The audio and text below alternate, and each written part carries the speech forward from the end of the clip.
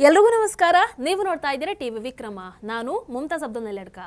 ವೀಕ್ಷಕರೇ, ಇಡೀ ಭಾರತೀಯರು ಖುಷಿ ಪಡುವಂತ ಸುದ್ದಿ, ಪಾಕಿಸ್ತಾನದ ನಿದ್ದೆ ಕೆಡಿಸುವಂತ ಒಂದು ಘೋಷಣೆಯನ್ನ ಭಾರತ ಮಾಡಿರುವಂಥದ್ದು. ಏನು? 2028 ಜೂನ್ 8ರಿಂದ ಪಾಕಿಸ್ತಾನಕ್ಕೆ ಒಂದು ಹನಿ ನೀರು ಕೂಡ ಹೋಗೋದಿಲ್ಲ.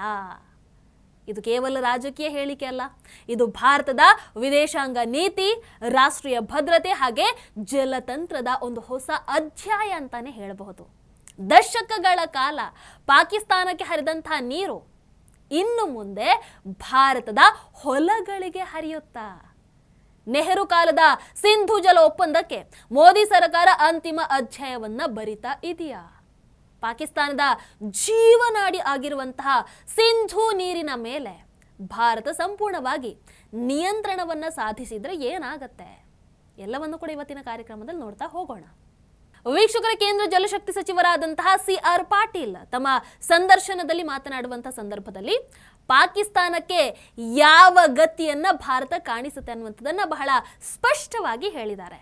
ಆಪರೇಷನ್ ಸಿಂಧೂರದ ನಂತರ ಪಾಕಿಸ್ತಾನಕ್ಕೆ ಈಗ ಮತ್ತೊಂದು ದೊಡ್ಡ ಹೊಡೆತದ ಚರ್ಚೆ ಶುರು ಆಗಿದೆ. ಆಫ್ಕೋರ್ಸ್ ಯಾವಾಗಲೂ ಶುರು ಆಗಿತ್ತು.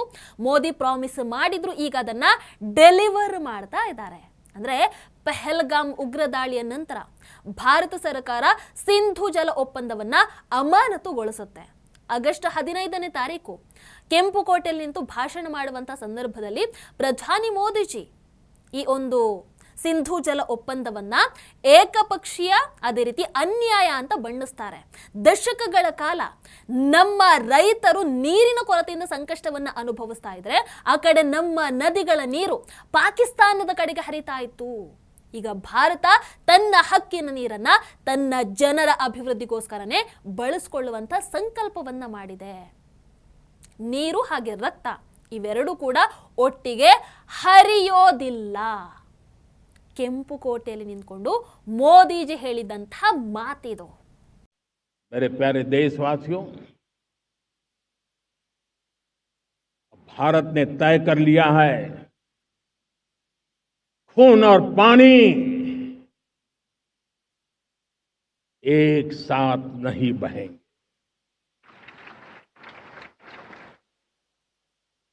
अब देशवासियों को भली भांति पता चला है कि सिंधु का समझौता कितना अन्यायपूर्ण है, कितना एक तरफा है. भारत से निकलती नदियों का पानी दुश्मनों के खेत को सींच रहा है और मेरे देश के किसान, मेरे देश की धरती पानी के बिना प्यासी है.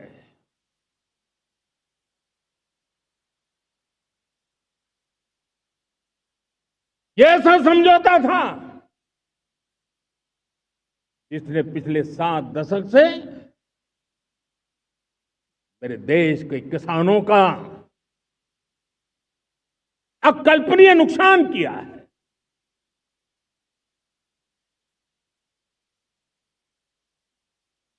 अब हिंदुस्तान के हक का जो पानी है उस पर अधिकार सिर्फ और सिर्फ हिंदुस्तान का है, हिंदुस्तान के किसानों का है. भारत कतई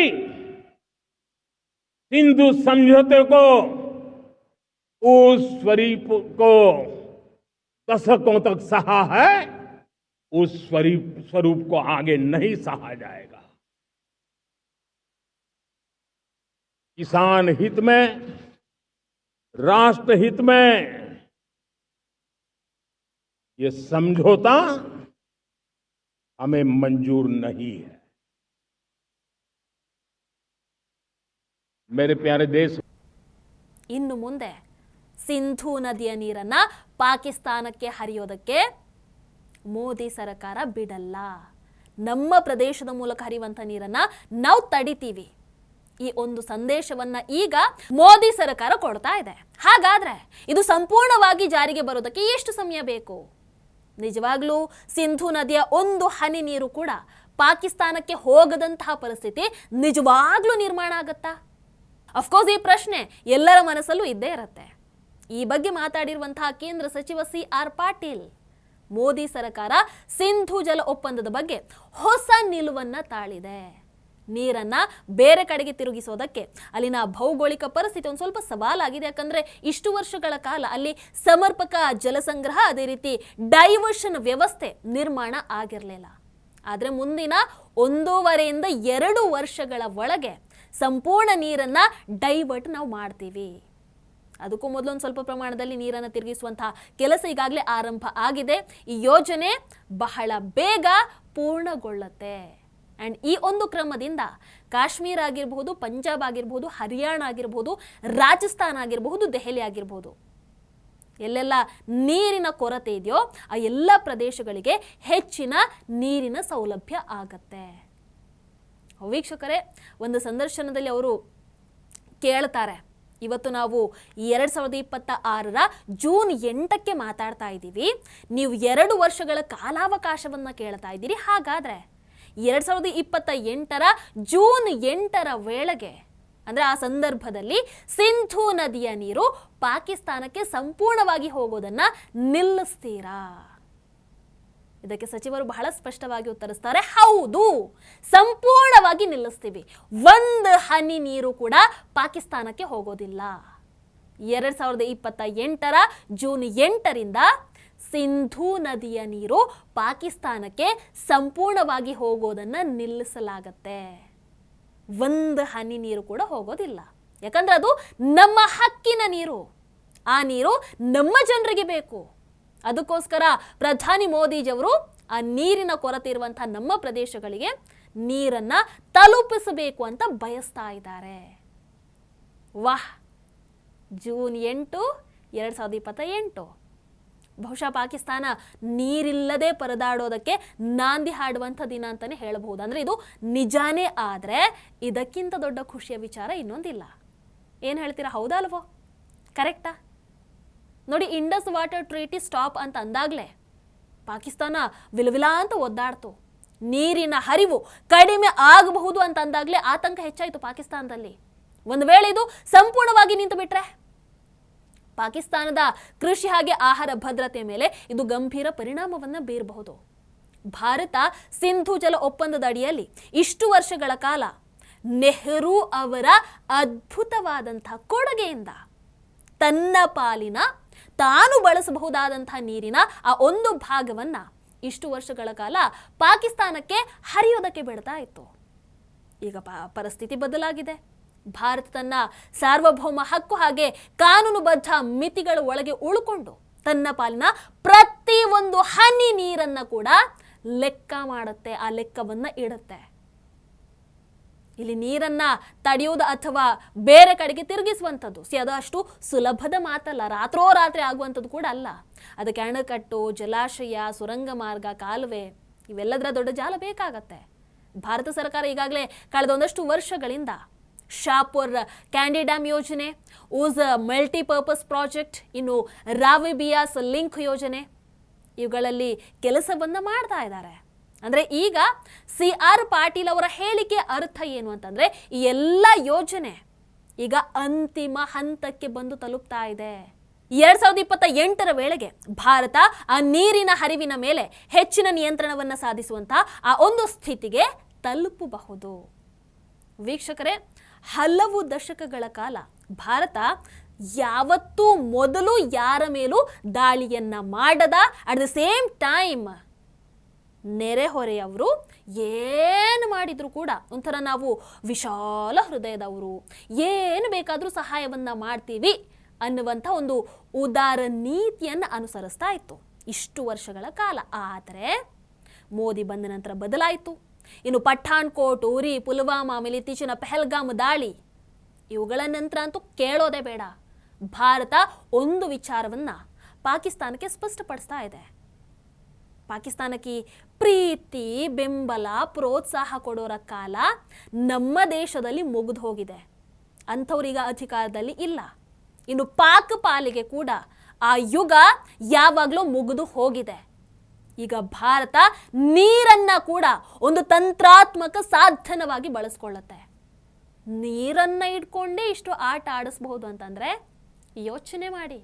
ವೀಕ್ಷಕರು, 1960ರಲ್ಲಿ ವಿಶ್ವ ಬ್ಯಾಂಕ್ ಮಧ್ಯಸ್ಥಿಕೆಯಲ್ಲಿ ಭಾರತದ ಮೊದಲ ಪ್ರಧಾನಿ ಜವಾಹರ್ಲಾಲ್ ನೆಹರು, ಅದೇ ರೀತಿ ಪಾಕಿಸ್ತಾನದ ಅಧ್ಯಕ್ಷ ಅಯೂಬ್ ಖಾನ್ ನಡುವೆ ಸಿಂಧೂ ಜಲ ಒಪ್ಪಂದಕ್ಕೆ ಸಹಿಯನ್ನ ಹಾಕಲಾಗತ್ತೆ.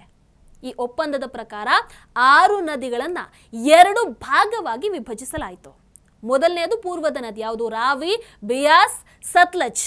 ಇವುಗಳ ಮೇಲೆ ಭಾರತಕ್ಕೆ ಸಂಪೂರ್ಣ ಹಕ್ಕನ್ನು ಕೊಡ್ತಾರೆ. ಇನ್ನು ಎರಡನೇದು ಪಶ್ಚಿಮದ ನದಿ, ಸಿಂಧು, ಝೇಲಂ, ಅದೇ ರೀತಿ ಚಿನಾಬ್. ಇದು ಪಾಕಿಸ್ತಾನಕ್ಕೆ. ಆಮೇಲೆ ಇವುಗಳ ಹೆಚ್ಚಿನ ನೀರು ಅಂದ್ರೆ ಆಲ್ಮೋಸ್ಟ್ 80% ನೀರು ಪಾಕಿಸ್ತಾನಕ್ಕೆ ಬಳಸೋದಕ್ಕೆ ಅವಕಾಶವನ್ನು ಕೊಡ್ತಾರೆ. ಭಾರತಕ್ಕೆ ಜಸ್ಟ್ 20%. ಹಾಗಂತ ಇಲ್ಲಿ ಖಾಲಿ ನೀರು ಅಂತ ಅಂದ್ಕೊಂಡ್ರ? ಇಲ್ಲ. ಉದಾರ ಮನಸ್ಸಿನ ನೆಹರು ಅವರು ಸಿಂಧೂ ಜಲ ಒಪ್ಪಂದದ ಸಂದರ್ಭದಲ್ಲಿ ಪಾಕಿಸ್ತಾನ ಹೊಸ ಕಾಲುವೆ, ಅದೇ ರೀತಿ ಅಣೆಕಟ್ಟುಗಳನ್ನು ನಿರ್ಮಿಸಿಕೊಳ್ಳೋದಕ್ಕೆ ಅವರಿಗೆ ಪಾಪ ನೆರವಾಗೋ ಉದ್ದೇಶದಿಂದ 83 ಕೋಟಿ ರೂಪಾಯಿಯನ್ನ ಕೊಡೋದಕ್ಕೆ ಒಪ್ಕೊಳ್ತಾರೆ. ಆಕ್ಚುಲಿ ಆ ಸಂದರ್ಭದಲ್ಲಿ ಭಾರತ ಆರ್ಥಿಕ ಸಂಕಷ್ಟವನ್ನು ಎದುರಿಸ್ತಾ ಇತ್ತು. ಅಂತಹ ಆರ್ಥಿಕ ಸಂಕಷ್ಟದ ಮಧ್ಯದಲ್ಲೂ ಕೂಡ ಪಾಕಿಸ್ತಾನ ಪಾಪ ತನ್ನ ಜಲಮೂಲ ಸೌಕರ್ಯವನ್ನು ಅಭಿವೃದ್ಧಿಪಡಿಸ್ಕೊಳ್ಳಿ ಅಂತ ನೆಹರು ಅವರು ಭಾರತದಿಂದ ಪಾಕಿಸ್ತಾನಕ್ಕೆ ಆರ್ಥಿಕ ನೆರವನ್ನು ಕೊಡ್ತಾರೆ. ಎಂತೆಂತಹ ಕಾಲ ಅಲ್ವಾ ಆಗ. ವೀಕ್ಷಕರೇ, ಆಗಲೇ ಹೇಳಿದ ಹಾಗೆ ಒಪ್ಪಂದದ ಪ್ರಕಾರ ಸಿಂಧು, ಝೇಲಂ ಹಾಗೆ ಚಿನಾಬ್ ನದಿಗಳ ಹೆಚ್ಚಿನ ನೀರು ಅಂದ್ರೆ ಆಲ್ಮೋಸ್ಟ್ 80% ನೀರು ಪಾಕಿಸ್ತಾನಕ್ಕೆ ಹೋಗುತ್ತೆ. ಪಾಕಿಸ್ತಾನದ ಕೃಷಿ ಇದೇ ನದಿಗಳ ನೀರಿನ ಮೇಲೆ ಅವಲಂಬಿತ ಆಗಿದೆ.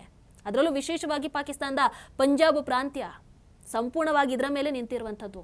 ಒಂದು ವೇಳೆ ನೀರಿನ ಹರಿವಲ್ಲಿ ದೊಡ್ಡ ಪ್ರಮಾಣದ ಕಡಿತ ಅಂತ ಆದರೆ ಅದರ ಪರಿಣಾಮ ಪಾಕಿಸ್ತಾನದ ಕೃಷಿ ಹಾಗೆ ಆಹಾರ ಭದ್ರತೆಯ ಮೇಲೆ ಗಂಭೀರವಾಗಿ ಬೀಳುತ್ತೆ. ಇನ್ನು ಈ ಕಡೆ ಕರಾಚಿ, ಲಾಹೋರ್, ರಾವಲ್ಪಿಂಡಿ, ಇಸ್ಲಾಮಾಬಾದ್ ಇಂಥ ಅನೇಕ ನಗರಗಳಲ್ಲಿ ಅಂತರ್ಜಲ ಮಟ್ಟ ಕುಸಿತಾ ಇರೋ ಹಿನ್ನೆಲೆಯಲ್ಲಿ ಈ ನದಿಗಳು ಒಂಥರ ಕುಡಿಯುವ ನೀರಿನ ಪ್ರಮುಖ ಮೂಲಗಳು ಕೂಡ ಆಗಿದೆ. ಕೆಲವು ವಿಶ್ಲೇಷಕರ ಅಭಿಪ್ರಾಯದ ಪ್ರಕಾರ ಭವಿಷ್ಯದಲ್ಲಿ ಅವರಿಗೆ ನೀರಿನ ಲಭ್ಯತೆ ಕಡಿಮೆ ಆದರೆ ಪಾಕಿಸ್ತಾನಕ್ಕೆ ಕೃಷಿ, ಕೈಗಾರಿಕೆ, ವಿದ್ಯುತ್ ಉತ್ಪಾದನಾ ಕ್ಷೇತ್ರಗಳಲ್ಲಿ ದೊಡ್ಡ ಸವಾಲು ಎದುರಾಗತ್ತೆ. ಏನು ಆಪ್ಷನ್ ಇದೆ ಅವರಿಗೆ ಬೇರೆ?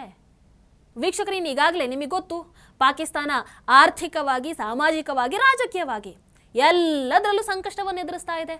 ಬಲೂಚಿಸ್ತಾನದಲ್ಲಿ ನೋಡಿದ್ರೆ ಅವರದೊಂದು ಸಮಸ್ಯೆ, TTP ಕಡೆ ಅವರದ್ದು ಬೇರೆ ಬೇರೆ ಬೇರೆ ಭದ್ರತಾ ಸವಾಲುಗಳ ಬಗ್ಗೆ ನಿರಂತರವಾಗಿ ಸುದ್ದಿಗಳು ಬರ್ತಾನೆ ಇದೆ. ಅಂತಹ ಪರಿಸ್ಥಿತಿಯಲ್ಲಿ ಈ ನೀರಿನ ಪ್ರಶ್ನೆ ಕೂಡ ಎದುರಾದರೆ ಪಾಕಿಸ್ತಾನದ ಕತೆ ಆಲ್ಮೋಸ್ಟ್ ಮುಗಿಯುತ್ತೆ. ಈಗಾಗಲೇ ಮುಗೀತಾ ಇದೆ ಬೇರೆ ವಿಚಾರದಲ್ಲಿ. ನೀರಿಲ್ಲ ಅಂತಂದ್ರೆ ಆಮೇಲೆ ಹೇಳೋದೇ ಬೇಡ. ಸಿಂಧ ಅದೇ ರೀತಿ ಪಂಜಾಬ್ ಪ್ರಾಂತ್ಯಗಳ ಮಧ್ಯೆ ನೀರಿನ ಹಂಚಿಕೆ ಬಗ್ಗೆ ಕೂಡ ವಿವಾದ ಹಿಂದಿನಿಂದಲೇ ಕೇಳಿ ಬರ್ತಾ ಇದೆ. ಹಾಗಾಗಿ ಅಲ್ಲಿ ನೀರಿನ ಕೊರತೆ ಅಂತ ಆದ್ರೆ ಆಮೇಲೆ ಆಂತರಿಕ ಒತ್ತಡ ಕೂಡ ಹೆಚ್ಚಾಗತ್ತೆ. ಏನು ಮಾಡ್ತಾರೆ? ಇನ್ನು ಈ ಕಡೆ ಭಾರತದ ದೃಷ್ಟಿಯಿಂದ ನೋಡಿದ್ರೆ ಭಾರತ ತನ್ನ ಪಾಲಿನ ನೀರನ್ನ ಸಂಪೂರ್ಣವಾಗಿ ಅಂದ್ರೆ ಪೂರ್ಣ ಪ್ರಮಾಣದಲ್ಲಿ ಬಳಸಿಕೊಳ್ಳುವಂತ ಗಮನವನ್ನು ಹರಿಸ್ತಾ ಇದೆ.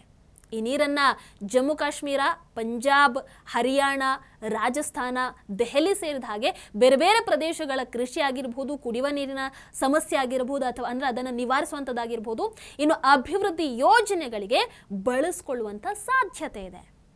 ಜಮ್ಮು ಕಾಶ್ಮೀರದಲ್ಲಿ ಕೃಷಿ ಅಭಿವೃದ್ಧಿ, ಅದೇ ರೀತಿ ಜಲವಿದ್ಯುತ್ ಉತ್ಪಾದನೆಗೆ, ಇನ್ನು ಪಂಜಾಬಲ್ಲಿ ಕುಡಿಯುವ ನೀರಿನ ಸಮಸ್ಯೆಯನ್ನು ನಿವಾರಿಸೋದಕ್ಕೆ, ಹರಿಯಾಣದಲ್ಲಿ ಕೃಷಿ ಹಾಗೆ ಕೈಗಾರಿಕಾ ಅಗತ್ಯಗಳಿಗೆ, ರಾಜಸ್ಥಾನದಲ್ಲಿ ಆ ನೀರಿನ ಕೊರತೆಯ ಪ್ರದೇಶಗಳಿಗೆ, ಇನ್ನು ದೆಹಲಿಯಲ್ಲಿ ಕುಡಿಯುವ ನೀರಿನ ಸಮಸ್ಯೆಯನ್ನು ಪರಿಹರಿಸೋದಕ್ಕೆ ಈ ಯೋಜನೆ ಸಹಕಾರಿ ಆಗಬಹುದು. ಪಾಕಿಸ್ತಾನ ಹಾಗಾದರೆ ಉಳಿಯುತ್ತಾ? ಗೊತ್ತಿಲ್ಲ, ಕಾದು ನೋಡಬೇಕು. ವೀಕ್ಷಕರ, ಸಿಂಧೂ ಜಲ ಒಪ್ಪಂದದ ಭವಿಷ್ಯ ಏನಾಗುತ್ತೆ? 2028 ಜೂನ್ 8 ನಿಜವಾಗ್ಲೂ ಐತಿಹಾಸಿಕ ದಿನ ಆಗತ್ತಾ? ಪಾಕಿಸ್ತಾನಕ್ಕೆ ನೀರಿನ ಹರಿವು ಎಷ್ಟರ ಮಟ್ಟಿಗೆ ಬದಲಾಗತ್ತೆ? ಇದಕ್ಕೆ ಉತ್ತರವನ್ನ ಕಾಲನೇ ಕೊಡಬೇಕು. ಆದರೆ ಒಂದು ವಿಚಾರ ಮಾತ್ರ ಸ್ಪಷ್ಟ, ಭಾರತ ಈಗ ತನ್ನ ಹಕ್ಕಿನ ನೀರಿನ ಬಗ್ಗೆ ರಾಜಿ ಮಾಡಿಕೊಳ್ಳುವಂತಹ ಪರಿಸ್ಥಿತಿಯಲ್ಲಿ ಇಲ್ಲ, ಆ ಮನಸ್ಥಿತಿ ಇವತ್ತಿಲ್ಲ. ಪ್ರಧಾನಿ ಮೋದಿಜಿ ಹೇಳಿದ ಹಾಗೆ ರಕ್ತ ಹಾಗೆ ನೀರು ಎರಡೂ ಒಟ್ಟಿಗೆ ಹರಿಯೋದಿಲ್ಲ. ಆ್ಯಂಡ್ ಈ ಮಾತು ಕೇವಲ ಮಾತಾಗೆ ಉಳ್ಕೊಳ್ಳುತ್ತಾ ಅಥವಾ 2028ರ ವೇಳೆಗೆ ವಾಸ್ತವವಾಗಿ ಇದು ಜಾರಿಗೆ ಬರುತ್ತಾ? ಇದನ್ನು ಇಡೀ ಜಗತ್ತು ಕಾದು ನೋಡ್ತಾ ಇದೆ, ಭಾರತೀಯರು ಕಾದು ನೋಡ್ತಾ ಇದ್ದಾರೆ, ಪಾಕಿಸ್ತಾನ ಕೂಡ ಕಾದು ನೋಡ್ತಾ ಇದೆ. ನೀವೇನಂತೀರಾ? ಕಮೆಂಟ್ ಮಾಡಿ. ಜೈ ಹಿಂದ್. ಟಿವಿ ವಿಕ್ರಮ, ದೇಶ ನಿಮ್ಮ ಕೈಯಲ್ಲಿ. ಈ ಕಾರ್ಯಕ್ರಮ ನಿಮಗೆ ಇಷ್ಟ ಆಗಿದ್ದಲ್ಲಿ ಲೈಕ್, ಶೇರ್ ಹಾಗೂ ಕಮೆಂಟ್ ಮಾಡಿ. ಟಿವಿ ವಿಕ್ರಮದ ಕಾರ್ಯಕ್ರಮಗಳನ್ನು ನಿರಂತರವಾಗಿ ವೀಕ್ಷಿಸಲು ಸಬ್ಸ್ಕ್ರೈಬ್ ಮಾಡಿ, ಬೆಲ್ ಐಕನ್ ಒತ್ತಿ.